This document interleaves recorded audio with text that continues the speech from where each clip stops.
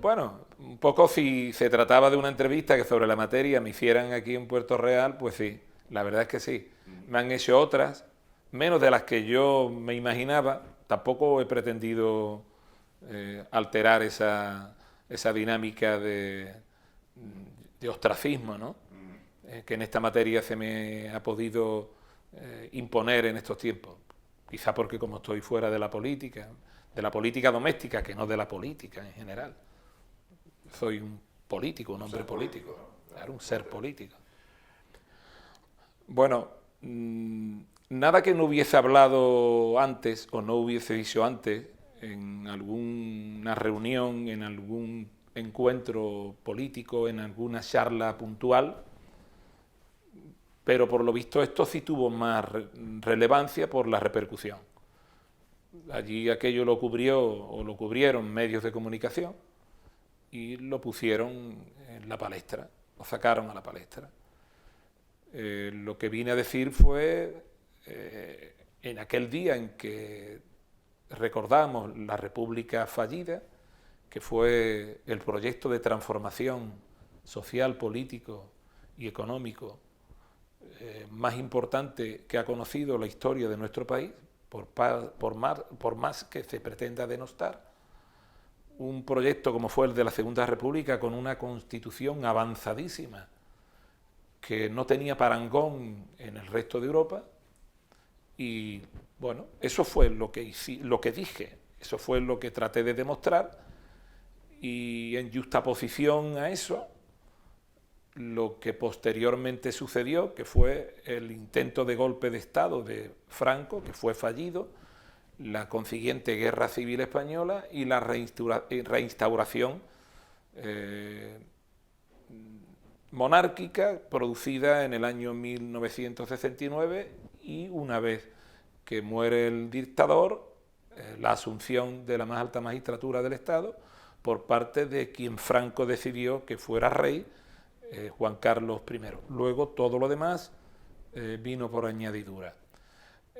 Hablé a renglón seguido de cómo la misma Constitución propiciaba, al declarar al rey inviolable en su artículo 56.3, propiciaba, como digo, la corrupción que es inherente a la condición de los Borbones y a la propia monarquía, a la propia dinastía, pero que en el caso de Juan Carlos I estaba de alguna manera coberturada por la propia Constitución al declarar la inviolabilidad del sujeto, ¿no?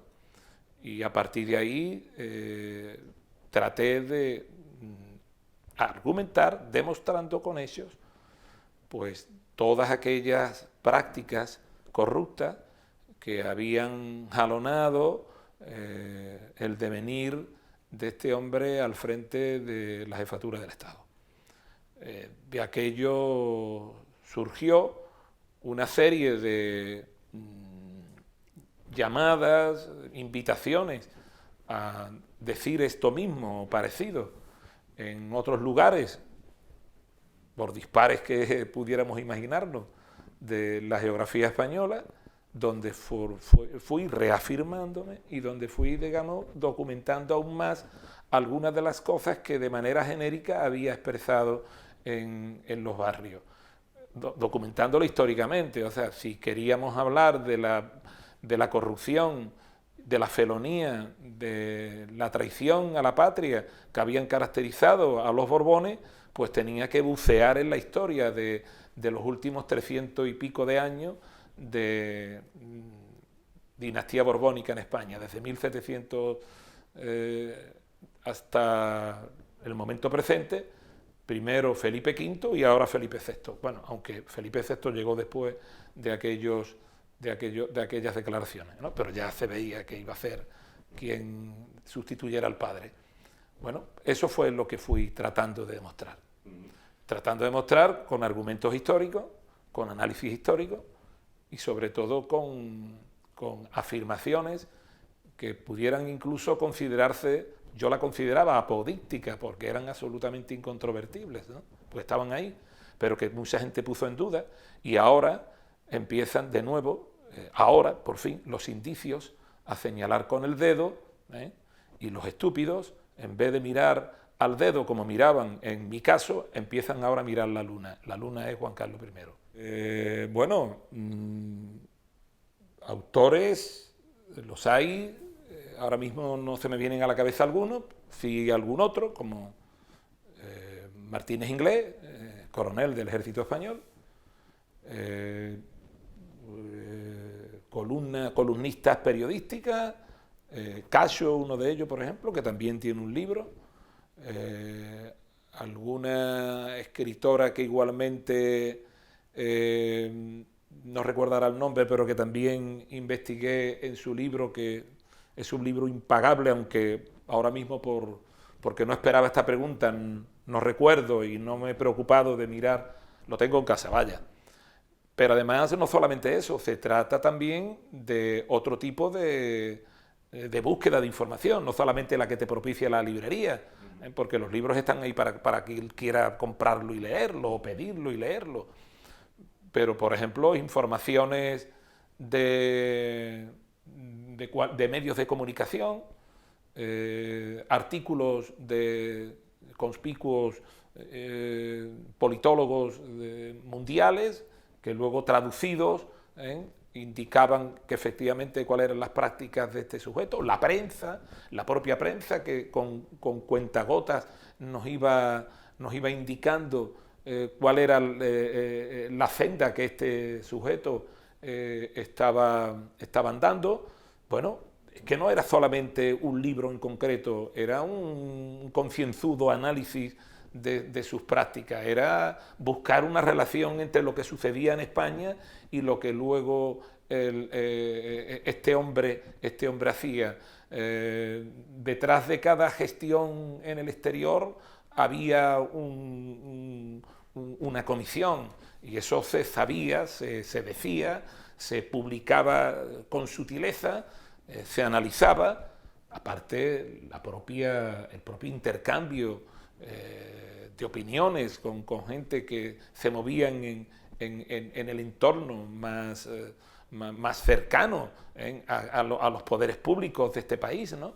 O sea, en definitiva, a ello además le sumas lo que fue la práctica habitual de toda su dinastía, desde, insisto, Felipe V, Luis I fueron 6 meses, Fernando VI, Carlos III, Carlos IV, Fernando VII, Isabel II, por favor, Alfonso XIII, anteriormente Alfonso XII, el padre del sujeto, aquellos que se decía de que vivían en la más absoluta pobreza cuando murió, la prensa internacional reflejó en sus tabloides que había dejado una fortuna de más de 1.000 millones de pesetas, don Juan de Borbón, el empobrecido Juan de Borbón, y que estaba en Suiza. O sea, eso que, por ejemplo, pasaba desapercibido para la gente. Resulta que el padre del rey, donde tenía la fortuna, era en un paraíso fiscal, era en Suiza, ¿verdad? Y de allí, bueno, se la repartieron una vez que este Juan de Borbón fallece. O sea, era todo un conglomerado de información. Era todo una suma de acontecimientos históricos, de análisis, de opiniones, de libros, que solamente había que empezar a unirlo, a encajarlo, a interpretarlo y a convertirlo en denuncia política, que fue lo que yo hice. Bueno, el fiscal principal de la Audiencia Nacional, Javier Zaragoza, que había sido fiscal de la Audiencia Provincial de Cádiz, solicitó del magistrado Grande Marlaska mi imputación. Yo comparecí, él estaba presente, el fiscal, comparecí ante Grande Marlaska, y Grande Marlaska me preguntó si lo que había aparecido en los medios de comunicación y por qué lo había dicho era cierto, ¿no? También contesté a las preguntas del propio fiscal en presencia como te decía, de Grande Marlaska, pero la respuesta se le dedicaba a Grande Marlaska, no se le dedicaba al fiscal, al que prácticamente ninguneé. Entonces, bueno, de ahí salió la imputación y el juicio. El juicio fue Vázquez Honrubia, el presidente de la sala tercera de lo penal, de la Audiencia Nacional, quien me juzgó y quien me condenó. La condena en sí misma no se puede entender como injundiosa, puesto que 6.000 y pico de euros de la época tampoco era una cantidad que pudiera considerarse tan gravosa, ¿no? Evidentemente no la podía pagar porque lo que tenía era el salario de diputación, y además me negué a pagarla. Lo que ocurre es que, bueno, el gobierno se da cuenta que yo lo que pretendo es que al no pagarla ingresar en prisión, creo que eran 6 meses, que era lo que, digamos, a la causa interesaba, mi ingreso en prisión, con lo cual durante 6 meses se alentaría el carácter antidemocrático de la monarquía española y de la propia, como yo interpreto de la lectura y el análisis de la Constitución, de la propia jefatura del Estado. Bueno, no cae, digamos, en esa trampa y empiezan a descontarme el dinero de diputación mensualmente.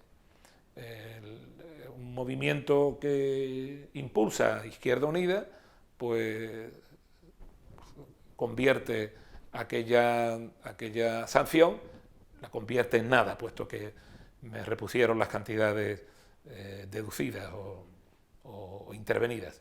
El problema vino después vino bueno, pues la liquidación moral, ¿no? La liquidación ética a la que fui sometido, digamos que de alguna forma impulsada también por los intereses políticos de una parte de la oposición que conocía de la proximidad de las elecciones en 2011 y por tanto de los beneficios que podrían alcanzar de un deterioro de mi imagen como realmente se produjo, hasta prácticamente hacerme desaparecer políticamente de la ciudad.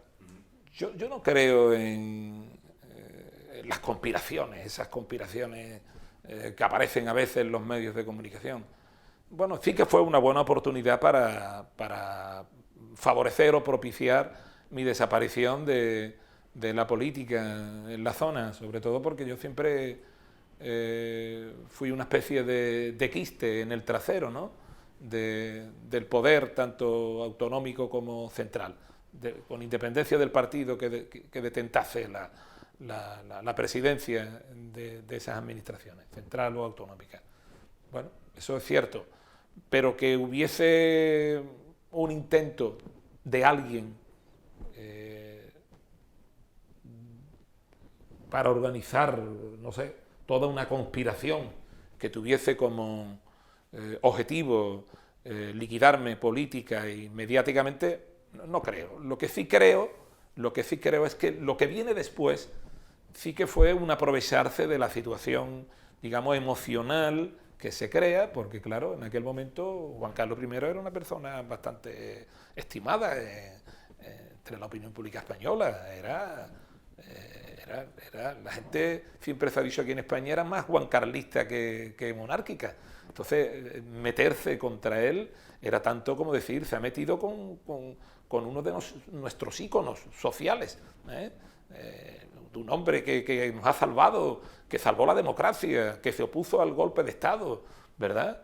Del 23 de 1981. Un hombre que va defendiendo la marca España allá por donde va. Un hombre que aparece en los medios de comunicación, en la televisión, en la prensa, en la radio, con una manera campechana de conducirse, ¿verdad?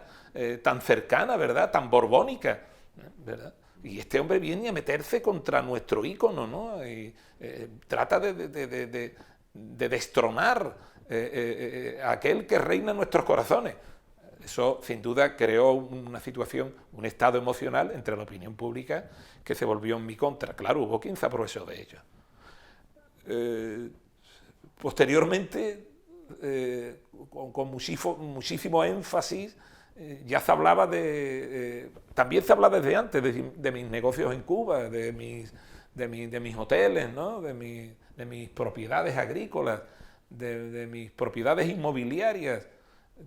Se acentúa, si cabe aún más, esas acusaciones. Ya con absoluta claridad y sin límite ético alguno, ¿verdad? En los medios de comunicación y en las redes.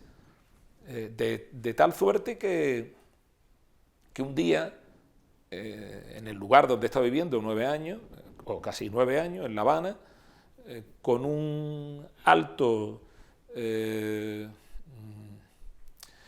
representante de la Embajada Española en Cuba, contándole todo esto mismo que te estoy contando a ti, que le estoy contando a los televidentes,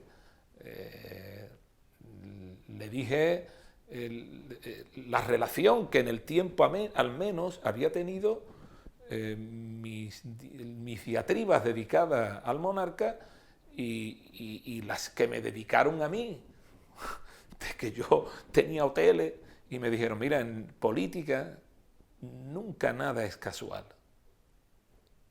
Por tanto, sí que creo que pudo haber una relación causa-efecto.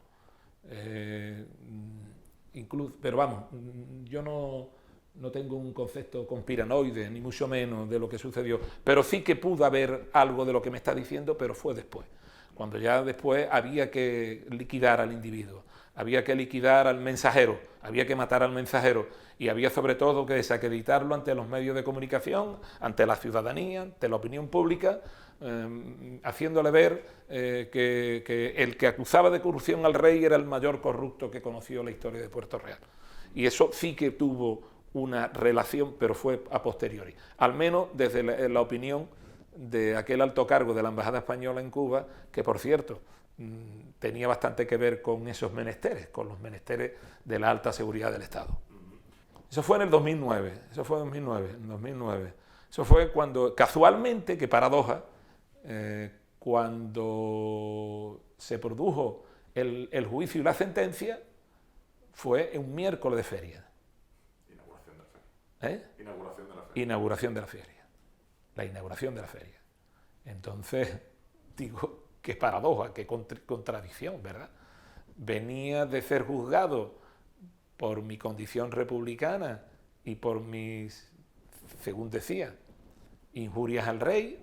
Yo no consideraba que fueran injurias, sí, afirmaciones, análisis y ataques políticos perfectamente contrastados, pero bueno, eso fue lo que decía el juez y el fiscal. Y después coronaba por la noche a una reina, que forma parte de la tradición popular puertorriqueña, ¿no? Bueno, nunca recuerdo, en tanto tiempo que tuve que hacer ese menester, coronar a la reina, nunca recuerdo que hubiese tantas personas en la Plaza de Jesús. Estaba hasta los topes. Ni nunca recuerdo, y hubo de todo, ¿no? Incluso recuerdo que en un momento muy difícil, uno de los factos populares puertorriqueños pretendieron incluso que no se celebrara como consecuencia del anunciado cierre de Delphi, ¿verdad? O sea, ha habido momentos de tensión, pero nunca recuerdo que se hubiera producido un hecho como el que allí acaeció. O sea, era un clamor fuera, de abucheos, con algún que otro, digamos, entre aquel campo de coles contra algún que otra lechuga. Entre col y col, una lechuga. En este caso fueron varias. Vete con Fidel Castro, métete la República por donde te quepa, aparte algunos calificativos bastante insultantes, viva el rey, bueno, eso lo pueden decir a quien quiera, cuando le dé la gana y donde le dé la gana. Y sobre todo fue el impedimento mediante el abucheo para incluso poder, no sé, esbozar algunas palabras o simplemente decir queda la feria inaugurada, ¿eh? De tal suerte que tuve que bajarme, creo que la coronamos, pero de forma muy rápida, y marcharme entre abucheos. Recuerdo que la que entonces era mi esposa estaba sobre el quicio de la puerta del ayuntamiento, de la Plaza de Jesús, recostada y llorando. Y yo le dije algo así como que habían sido más de 30 años, primero con el sindicato, con la lucha sindical y posteriormente con la lucha política y municipal, lo que había durado la luna de miel entre esta ciudad y yo, ¿no? Y que abruptamente en aquel momento esa luna de miel estaba estallando, estaba rompiéndose, y que, bueno, nos habíamos metido ya en una cuenta atrás, con una fecha de caducidad que yo ya sabía que iba a ser la del año 2011. A pesar de todo, me presenté por responsabilidad con la organización, con Izquierda Unida, pero todo el mundo se presumía una derrota, aunque no de las características que se dio. Bueno, algunos de los que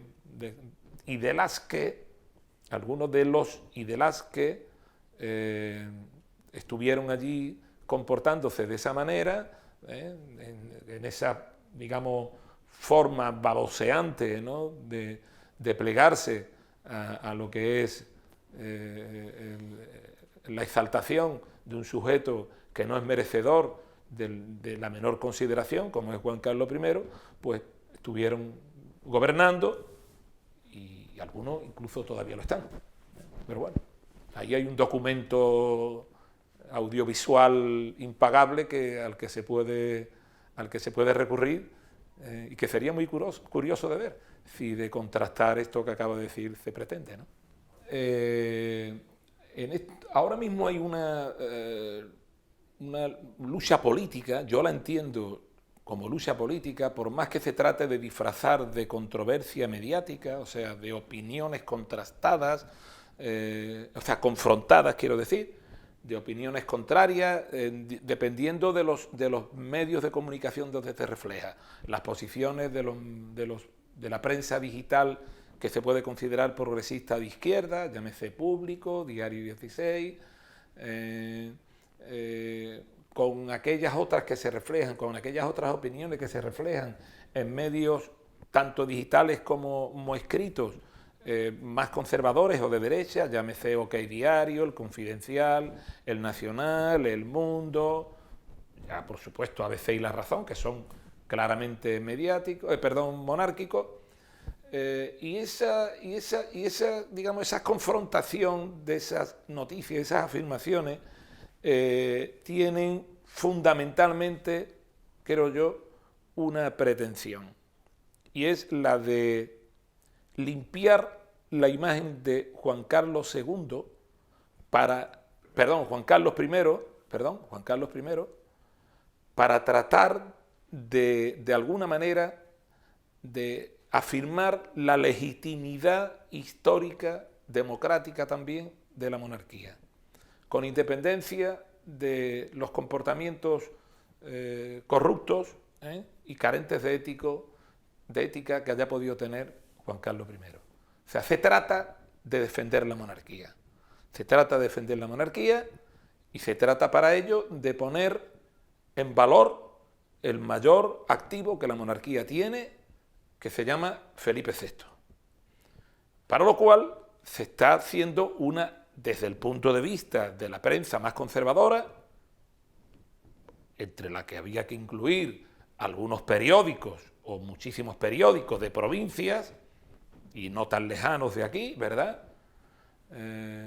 Entonces lo que había que poner en valor, como digo, Felipe VI, y habría que tratar por todos los medios de garantizar y de hacer ver la legitimidad democrática de la monarquía.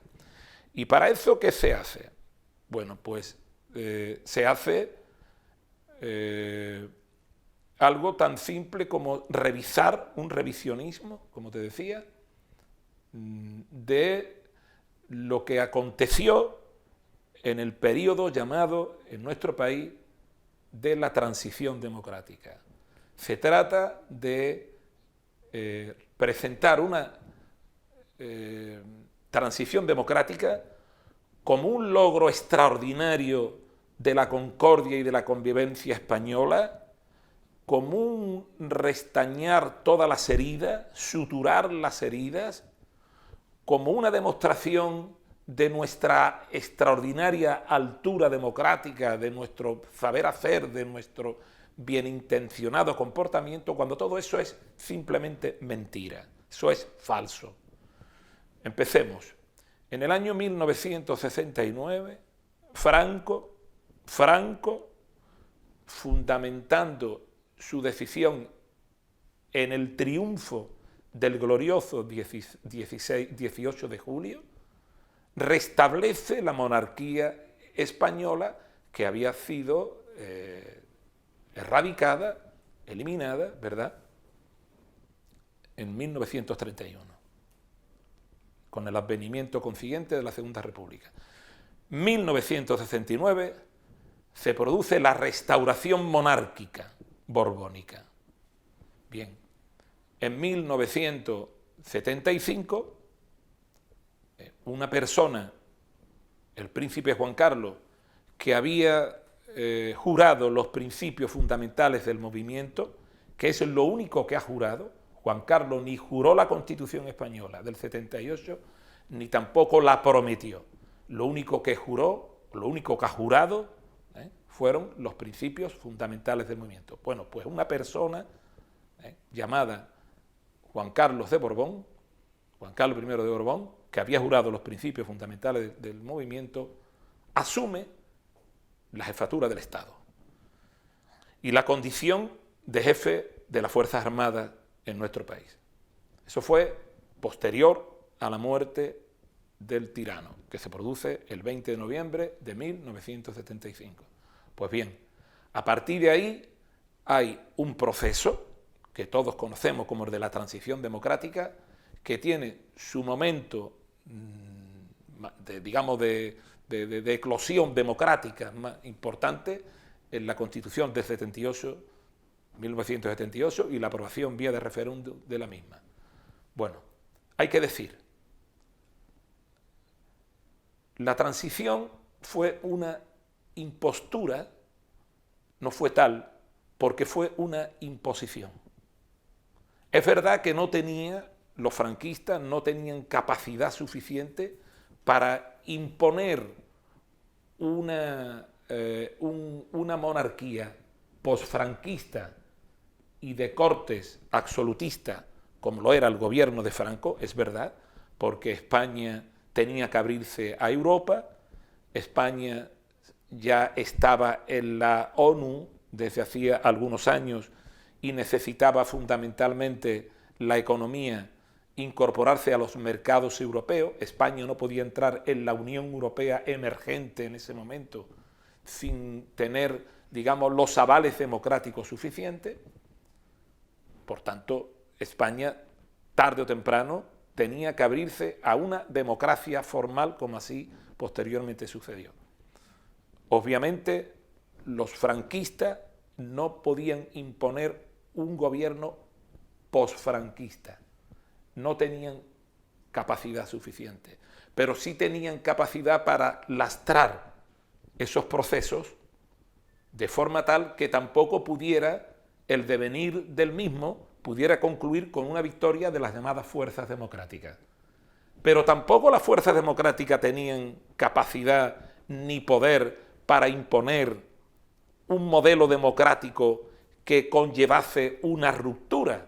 ¿Qué significaba la ruptura? Algunos dijeron que la ruptura democrática que defendíamos algunos partidos en aquella época era volver a abrir las heridas, era volver a recuperar los hechos luctuosos de la Guerra Civil Española, era volver a aplicar criterios de venganza. No, se trataba simplemente de depurar un ejército, unas fuerzas armadas con una estructura dirigente absolutamente franquista, fascista.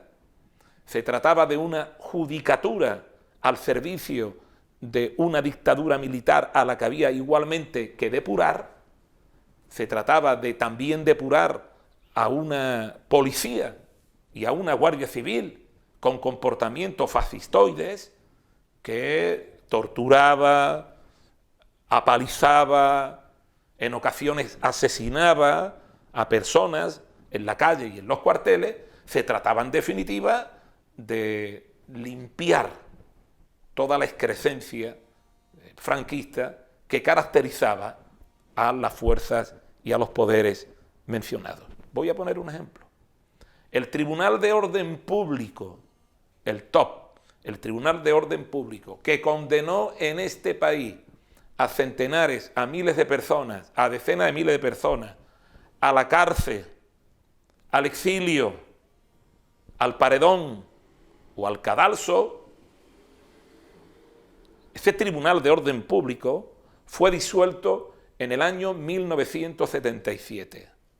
De los 16 miembros que componían el Tribunal del Orden Público, la máxima dirigencia del Tribunal de Orden Público, 10 pasaron al recientemente constituido Tribunal Constitucional. O sea, pasaron de ser un juez fascista, sin solución de continuidad, a un juez democrático. O sea, mutó con una simple decisión administrativa, mutó ese mismo juez en democrático, habiendo sido un juez permanentemente al servicio del franquismo. 10 pasaron al Tribunal Constitucional, 6 al Tribunal Supremo. Eso fue la transición en términos jurídicos. En términos militares, la transición significó mantener el poder militar tal cual. Lo mismo el poder policial, lo mismo la Guardia Civil, en definitiva, como sucedía en la película aquella del gato pardo, cuando el príncipe dijo, hay que cambiar algo para que todo siga igual. Eso es lo que pasa con la transición en este país. Pues bien, la transición de nuestro país conllevó que un rey que había sido puesto por Franco se incluye en el texto constitucional para que se votara dentro del mismo. Cuando España decide votar en el año 1978 de manera mayoritaria por la Constitución, lo hace porque estaba votando por la democracia, pero no se le preguntó si lo que quería era un régimen de monarquía parlamentaria, como tenemos ahora mismo, o de república. Bueno, hay una impagable entrevista que se le hace a Adolfo Suárez, donde éste dice, sus memorias se recogen,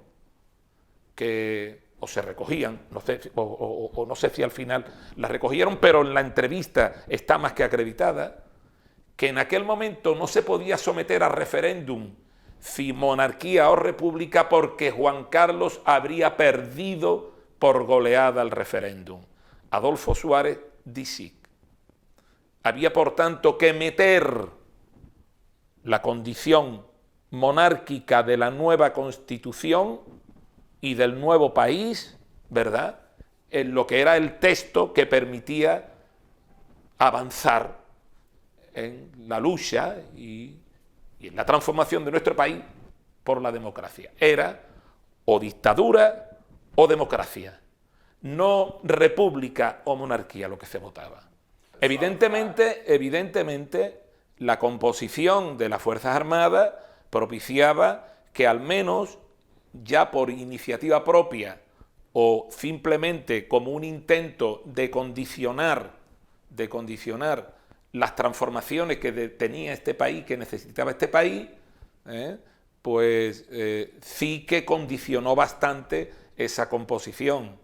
O sea, yo soy de los que piensan que el golpe de Estado triunfó, porque el golpe de Estado lo que vino en definitiva fue a consolidar a la monarquía y a consolidar a la propia transición que se había supuestamente negociado, pero que fue a su vez la que avaló la permanencia en la más alta magistratura de la judicatura de los jueces provenientes del franquismo, en el ejército exactamente igual, y mantener todo aquello que pudiera haber quedado en cuestión en caso de que se hubiera producido una ruptura. O sea,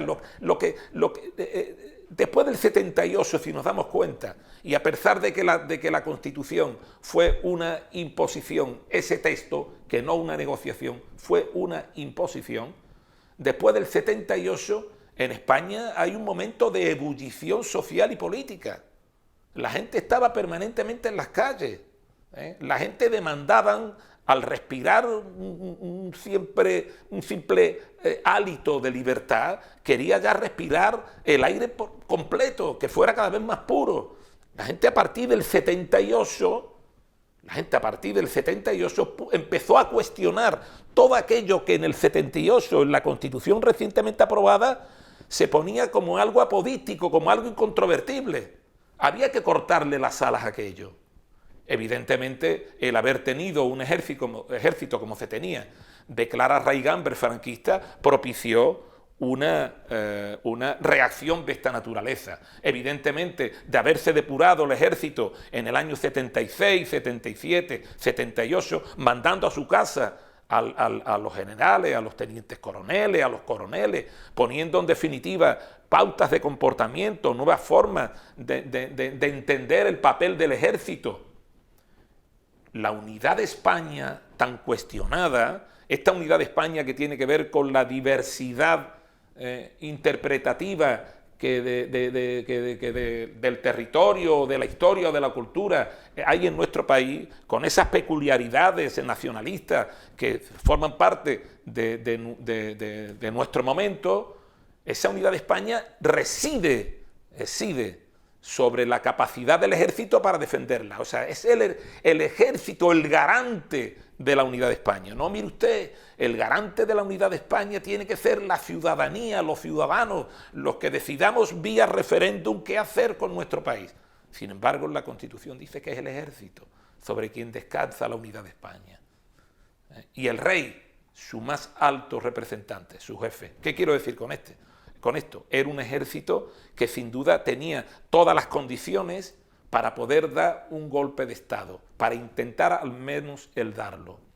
Bueno, mi opinión personal es que aquello que fue inducido, bajo mi punto de vista, claramente por el monarca, también así lo dije y lo reflejé en mis declaraciones, de tal suerte que aparecieron en la instrucción, cuando se me imputó y se me condenó, bueno, pues triunfó de alguna manera, porque se puso coto a cualquier intento de seguir hablando de transformaciones, a cualquier intento de seguir hablando de libertades, a cualquier intento de seguir hablando de cosas tales como la defensa del sector público. Después de aquello, si te acuerdas, después del 81 vinieron los pactos de la Moncloa, se consolidó el bipartidismo, se entró en la OTAN,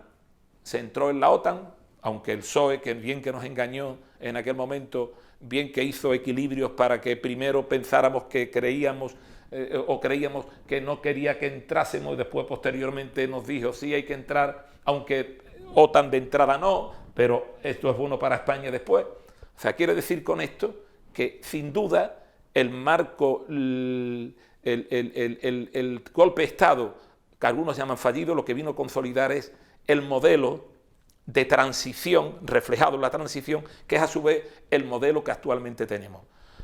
Donde el ejército no cumple, por ejemplo, en este momento un papel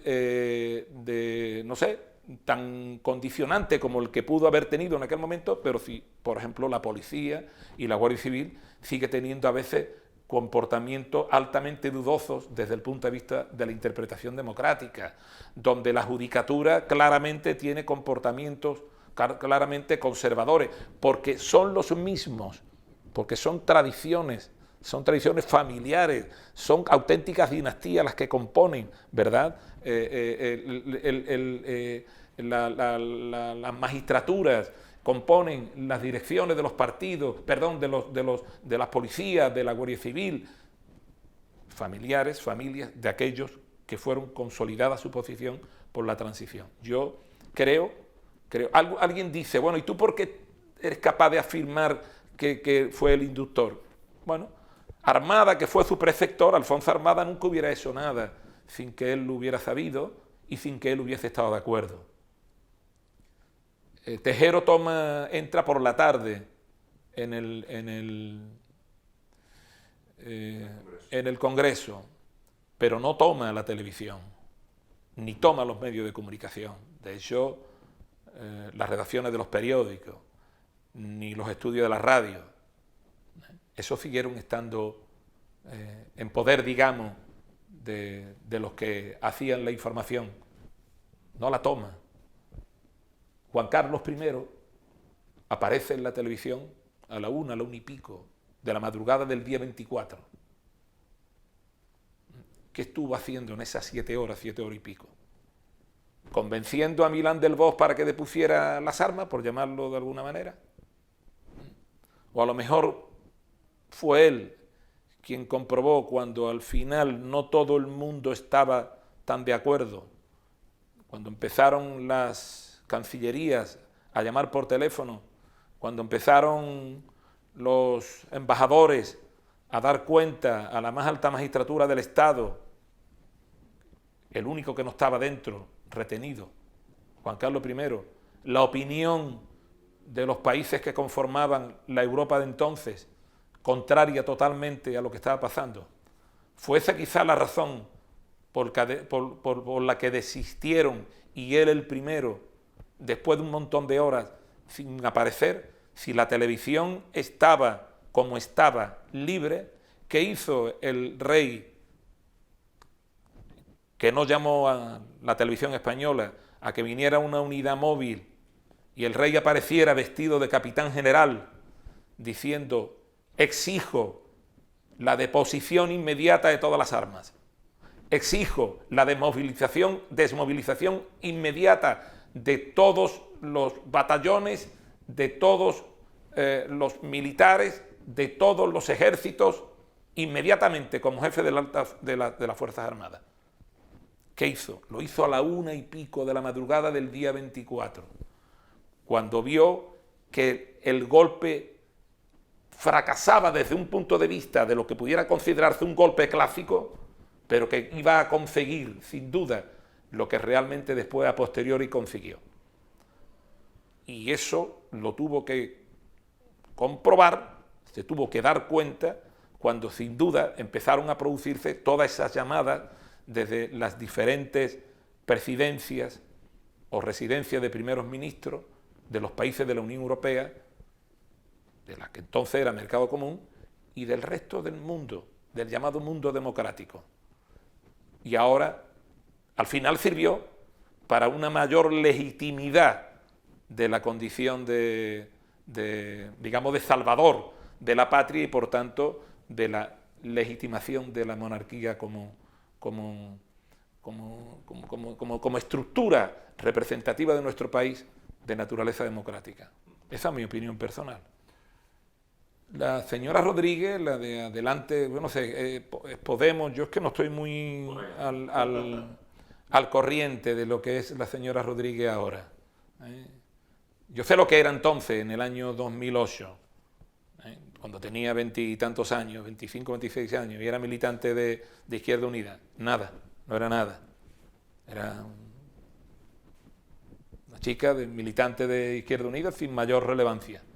Pero ahora, lo que sé ahora, es la candidata de Adelante Andalucía, no sé. La señora Rodríguez ha dicho que era un corrupto, un pichabrava, no sé qué, y cuando una asociación de defensa de la monarquía llamada Concordia Real o algo así, española, ha presentado una demanda contra ella exigiendo su imputación, el juez, no sé qué juez, no sé si ha sido el Tribunal Supremo, la Audiencia Nacional, posiblemente la Audiencia Nacional, ha considerado que entra dentro de lo que es la libertad de expresión. Pues posiblemente hubiesen dicho lo mismo en mi caso. En aquel momento no, en aquel momento es que yo era el único que señalaba la luna con el dedo, insisto, y los estúpidos Los medios de comunicación no hay que llamarle estúpidos, hay que llamarle interesadamente sesgados en su comportamiento, ¿verdad? En vez de mirar la luna, miraban el dedo. Los estúpidos me refiero al común denominador de los vasallos, que sin saberlo lo son, de la monarquía, pues miraron el dedo y me destruyeron, digamos, mediáticamente, políticamente, socialmente. Bueno, pero la realidad es esta. En este momento eso se considera una manera de expresión y por tanto está coberturada por eso que se llama la libertad de expresión. Bueno, también hay que tener en cuenta una cosa, que hay ahora mismo toda una estrategia diseñada para conseguir defender la monarquía, defender la institución. Ayer o antes de ayer decía Cayetana Álvarez de Toledo, ¿no? Decía que Felipe VI representaba o era la representación de los valores republicanos. De los valores republicanos. Bueno, pues sí, es la representación de los valores republicanos que el rey actual, Felipe VI, le sugiera al oído, a los partidos, la necesidad de reformar el artículo 56.3 de la Constitución, que declara la inviolabilidad del rey y, por tanto, la inimputabilidad del rey. Por lo tanto, el rey puede seguir robando, defraudando. Lo han hecho a Hacienda, todo el mundo lo dice, donde las fortunas que se le supone que algunos como el New York Times, tan reconocido en el mundo occidental como posiblemente el periódico más serio, en el año 2002 decía que estaba por encima de los 2.000 millones de euros. El New York Times. Financial Times recientemente decía algo parecido, ya creo que incluso frisando los 3.000 millones, 2.800, 3.000 millones. Bueno, pues entonces, el artículo 56.3 de la Constitución declara inviolable al rey, la figura del rey. Por lo tanto, puede seguir robando, defraudando, siendo un comisionado, para llevarse las comisiones de todas aquellas operaciones que supuestamente gestiona fuera de España para el bien de España y para el suyo propio, sería una buena muestra de si efectivamente es un rey con valores republicanos. Podía también hacer ver la conveniencia de que no sea, como lo es actualmente, el jefe supremo de las Fuerzas Armadas, según el artículo 62 o 66 de la Constitución. No recuerdo exactamente el número. Porque ni siquiera en esas monarquías que tanto se utilizan su ejemplo para hablar de la modernidad de la figura monárquica, como son la sueca, la noruega, la monarquía holandesa, o la belga o la inglesa, el rey no es el jefe supremo de las Fuerzas Armadas.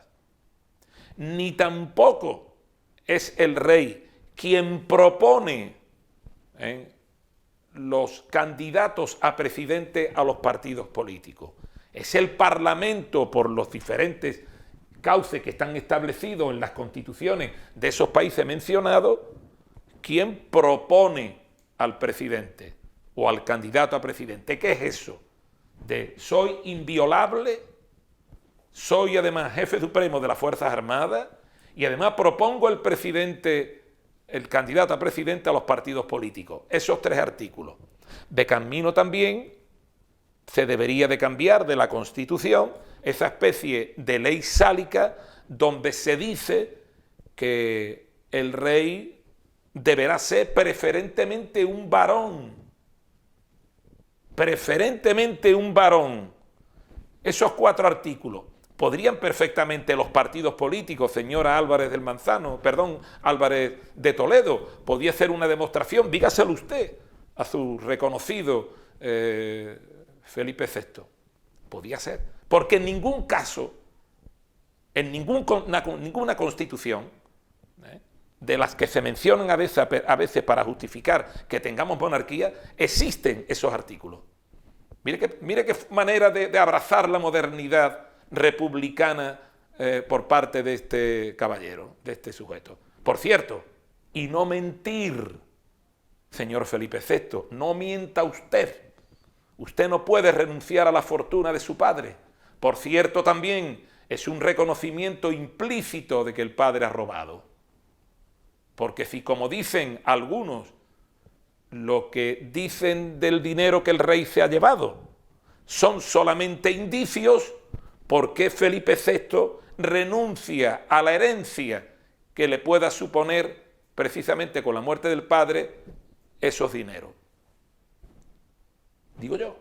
Bueno, usted miente, Felipe VI. Usted no puede, en vida de su padre, usted no puede renunciar a la herencia. Pregúntenle, cualquiera de los que vean esto, o de las que vean esto, pregúntenle a un abogado, por poco avezado que sea, no puede, ha mentido, como está mintiendo él y el gobierno en pleno, incluido Pablo Iglesias, al no decirle a los españoles dónde está un sujeto que ahora mismo está en proceso de ser investigado, con indicios más que suficientes para ser imputado, que no lo va a hacer por la justicia española, lo va a hacer por la suiza, casi con toda seguridad.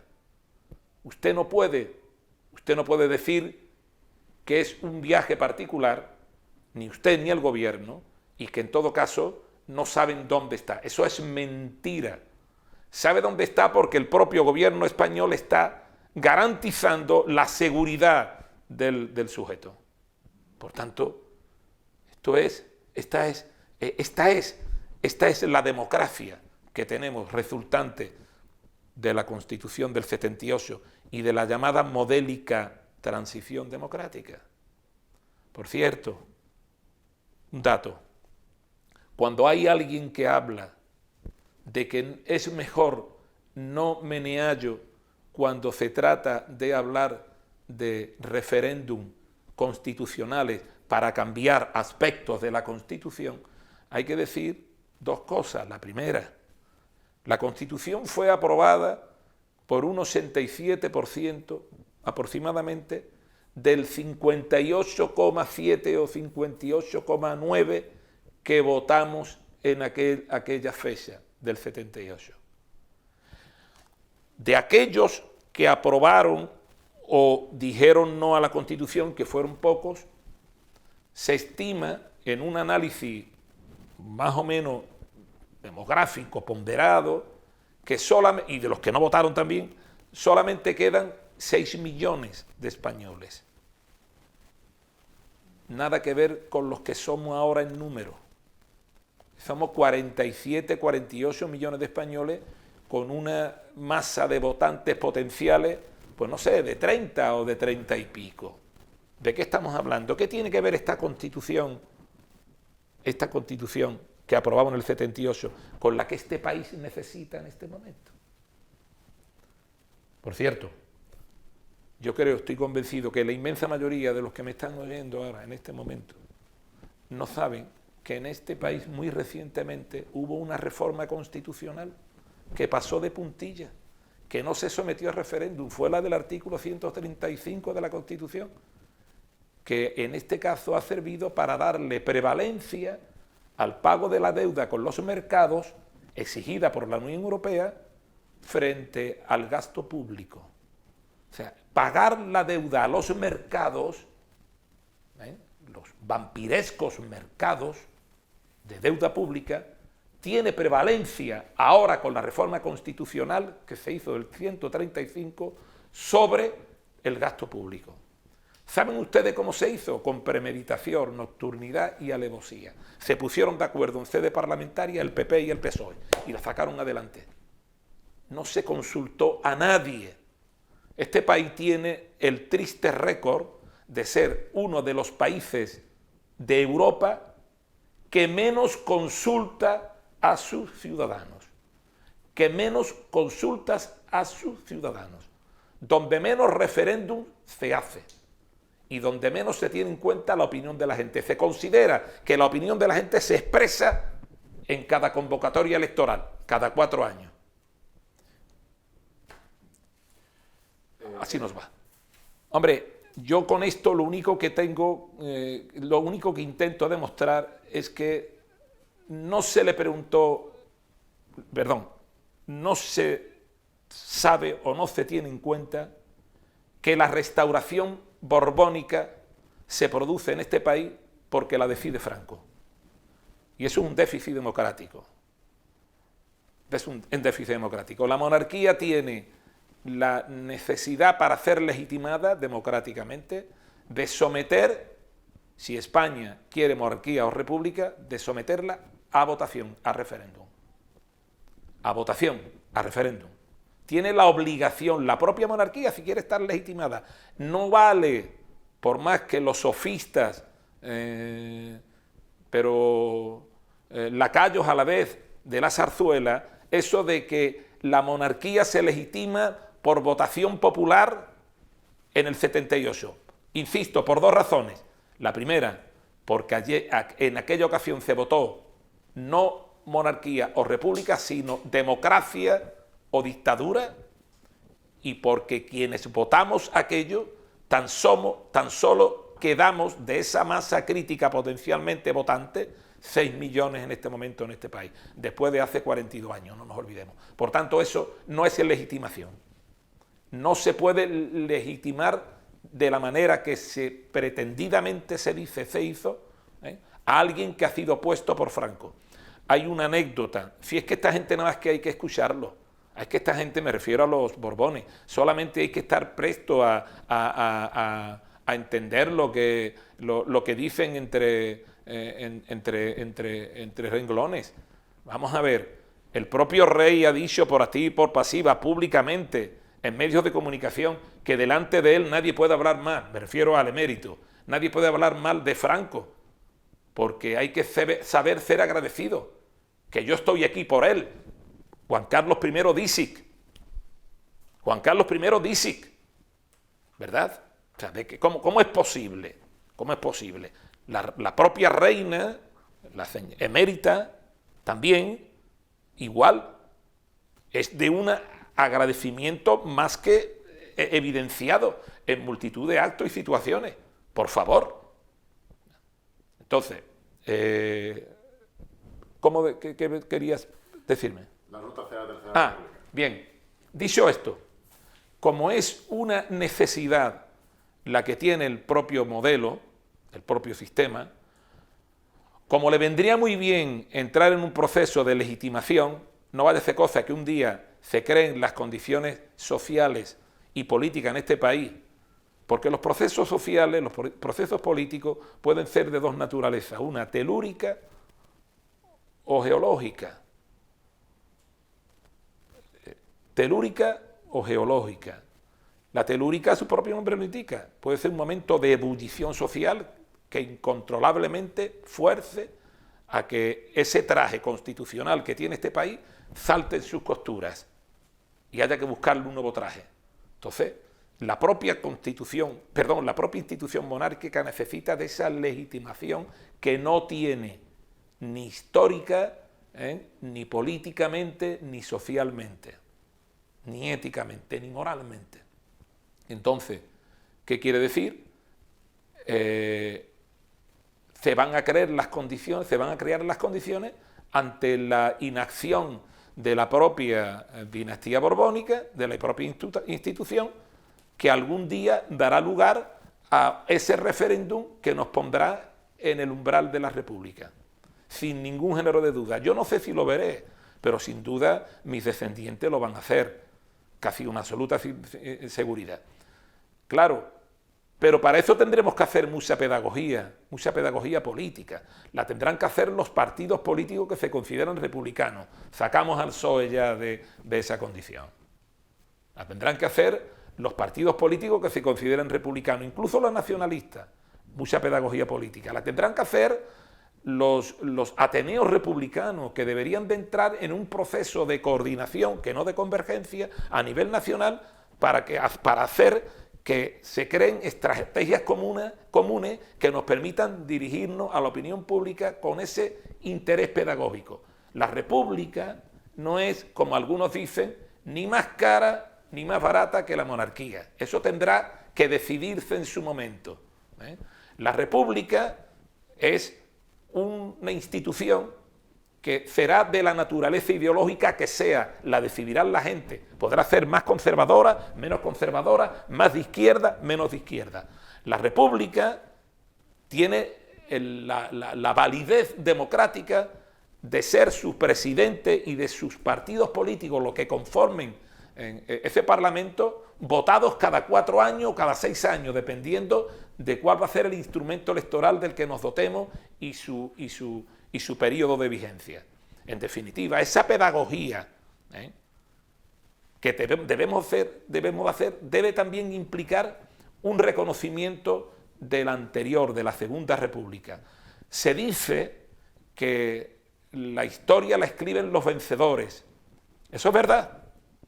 Y la historia la escribió Franco y sus huestes de criminales, de asesinos, ¿verdad?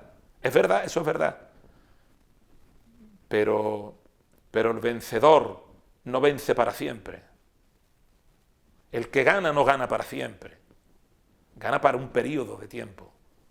Entonces, tendremos también que hacer pedagogía de esa república, de esa Segunda República, que fue el esfuerzo transformador más importante que se dio en aquel momento en toda Europa. Independencia esa, por supuesto, de la Revolución Soviética. El más importante esfuerzo transformador. Y fue un esfuerzo transformador que le dio el voto a las mujeres, que determinó la universalidad de la educación, que declaró la separación real, efectiva, y no como es esta, falsa, sedicente, de la Iglesia y el Estado, que determinó la laicidad plena del Estado y de la educación, que instauró el salario mínimo.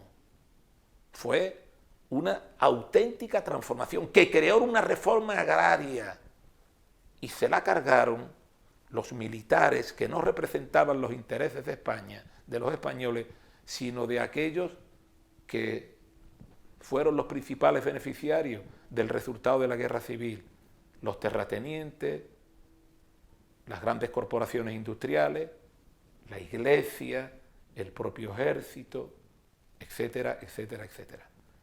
Esa pedagogía de lo que significa la república también habrá que hacerla para, de alguna manera, eso que acabo de afirmar, de que los que escriben la historia, que son los vencedores, no la escriben para siempre, porque no vencen para siempre, sirva para darnos cuenta de que la república no es un ogro. Si nos damos cuenta, el origen de la denostación de la república, ¿cuál ha sido?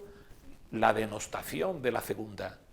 Durante 40 años, el franquismo primero metió en la cárcel y asesinó a los republicanos, y posteriormente se dedicó a decirnos que los republicanos tenían cuernos como los demonios y salían y olíamos a azufre.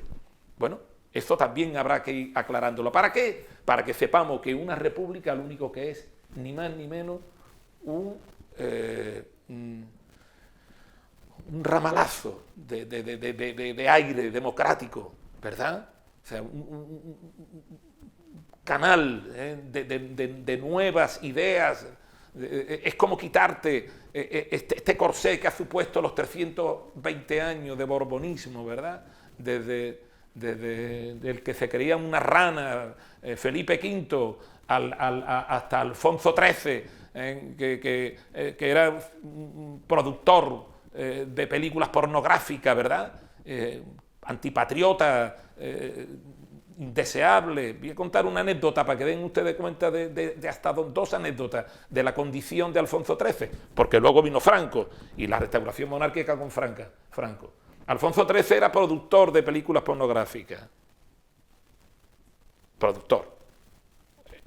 Entre los actores que hacían sus películas había uno norteamericano que cuando llegó una vez a los Estados Unidos estaba en la cárcel.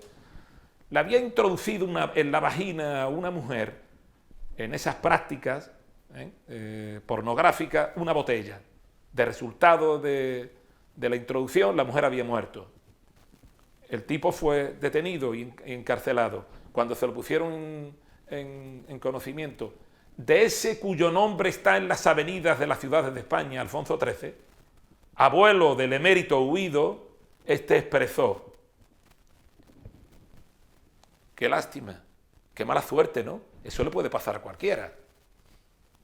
Pero no me quedo ahí, voy a dejar otra para el final. Cuando España estaba guerreando en Marruecos, después del desastre de Anual, donde murieron más de 12.000 españolitos, en el Barranco del Lobo, por cierto, murió un teniente puertorriqueño cuya placa está allí en la calle Nueva, entre la carretera Nueva y la calle San José, para que quiera leerlo. Bueno, pues después de aquello, los rifeños habían capturado un batallón con 600 hombres. Pidieron el gobierno de España, pidieron un rescate de 1 millón de pesetas de la época para soltar a los 600 españolitos. Alfonso XIII se negó. El comentario que hizo fue: qué cara está la carne de gallina, poniendo de gallina también a los apresados. Esos son los Borbones. Esos son los Borbones. Vamos a hacer un intento, un esfuerzo por estudiar la historia de los Borbones en este país, la infausta historia. Por cierto, el día 31 de agosto se celebra el 97 aniversario de la batalla del Trocadero, después del trienio liberal, la reposición del absolutismo fernandino. 31 de agosto de 1823. Dentro de 3 años será el bicentenario de la batalla. A ver si el ayuntamiento se pone las pilas y hace algo al respecto. Hombre, a mí me hizo mucha ilusión ver la carta que Lolita San Isidro y Joselito Alfaro. Bueno, me hizo ilusión, bueno, no exactamente mucha ilusión. Lo que me hizo fue, me impactó emocionalmente, porque yo, ¿qué quiere que te diga? Yo echo mucho de menos a mis compañeros de aquella época y les tengo en gran estima. Hoy acabo de ver hace un momento a Pedro Sánchez Contreras por la calle y nos seguimos abrazando y emocionándonos cuando nos vemos, ¿no? Y contamos aquellos tiempos. Bueno, les digo que nada, hombre, que nunca es tarde decir la dicha buena, que no pasa nada, que está bien, que se lo agradezco, pero a mí todo ya me coge demasiado lejos. Yo ya todo lo miro sin resentimiento, sin melancolía, sin añoranza. Ahora mi vida es otra. Ahora tengo otra vida diferente. Ahora hago otras cosas diferentes. Estoy metido en el Frente Antiimperialista Internacionalista.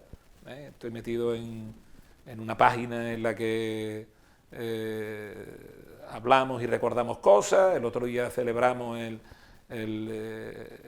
conmemoramos el día en el que denunciamos los crímenes de los norteamericanos en los diferentes procesos militares y de incautación de recursos, de expoliación a los que han sometido a los pueblos. Hago ese tipo de cosas y en ese escenario mediático, con la ayuda inestimable de mi mujer, porque yo no entiendo mucho de lo telemático y de internet y cosas de eso, pues es lo que me meto, es lo que estoy. Ahora sí, ahora noto que la simpatía de la gente, incluso que ha ido increciendo después de mi vuelta de Cuba hacia mí, pues aumenta por día, no solamente porque empiezan a hacer una comparativa entre el pasado con este presente, un presente que dura ya 9 años sin que se le vea avisos de mejora, Me refiero a la política local, y bueno, y ahora se acentúa esa creciente simpatía con la constatación de que aquello no fue un exabrupto, ni fue un afán de notoriedad como alguna estúpida candidata en aquel momento llegó a decir, ¿no? Era simplemente un intento de conocer la historia de mi país. Hay que conocer la historia de nuestro país, hay que leer más. Nadie. Además, yo creo que ahora mismo hay un intento por parte de los partidos políticos, de las direcciones de los partidos políticos. Por eso me emocionó tanto la actitud de Lolita y de Joselito, ¿no? Hay un intento por parte de los partidos políticos, de las direcciones de los partidos políticos, pero de Izquierda Unida, de Podemos, hasta del Partido Comunista, de toda esa gente. Hay un intento de no considerar lo que pasó en aquellos momentos, porque eso en política se llama el adanismo político. Cuando los políticos que están ahora dicen algo o analizan algo respecto de la monarquía y sus comportamientos, necesitan trasladar la idea de que han sido los primeros, porque antes de mí la nada existió. Claro, sí que hay algunos compañeros sueltos, digamos, de Izquierda Unida, del Partido Comunista, que han metido en la red declaraciones mías en la puerta de la audiencia, en algunos actos en favor de la República, etcétera, etcétera. Pero en general, la dirección de algunos de los partidos, de esos que se dicen ahora que son los que iban a asaltar el cielo, no, ninguno. ¿Por qué? ¿Para qué? ¿Para qué? ¿Qué van a reconocer? Que hace 12 años, cuando la situación política era mucho más difícil, cuando estábamos en una crisis tremenda, también lo estamos ahora, pero hace 12 años, cuando nadie se atrevía a señalar al rey, cuando el rey era la persona y la monarquía con él, la institución más considerada y bien estimada demoscópicamente hablando, en esos análisis demoscópicos que se hacía de la sociedad de todo el país, a años luz de los partidos, en ese preciso momento en el que nadie era capaz, ahora van a reconocerlos estos y van a decir incluso lo que tú dijiste hace 12 años lo estamos diciendo nosotros ahora, pero es que ahora también es el momento. Pues perfecto, como dice mi madre, bendito sea Dios. ¿Cómo van a reconocer eso? El adanismo político. Cuando tú ves que tiene que recurrir la Teresa Rodríguez, no tengo obsesión alguna por la muchacha, cuidado, la señora, picha brava, hombre, por favor, señora, busque usted en mis declaraciones del pasado, que están ahí reflejadas, la manera tan elegante que yo tenía de referirme a los problemas de cama que tenía su majestad, no sin tener que recurrir a semejante vulgaridad, ¿verdad? Entonces, no me ha llamado nadie. Es más, no me ha llamado ni siquiera mi abogado, que era el camarada Enrique Santiago, que hoy es diputado de Unidas Podemos en el Parlamento y secretario general del Partido Comunista. Ni siquiera mi abogado. El hecho de no estar en política institucionalmente hablando, quiero decir, parece como si fuera suficiente motivo como para no alentar a la fiera a que de nuevo se incorpore al escenario de la política. Eso está descartado.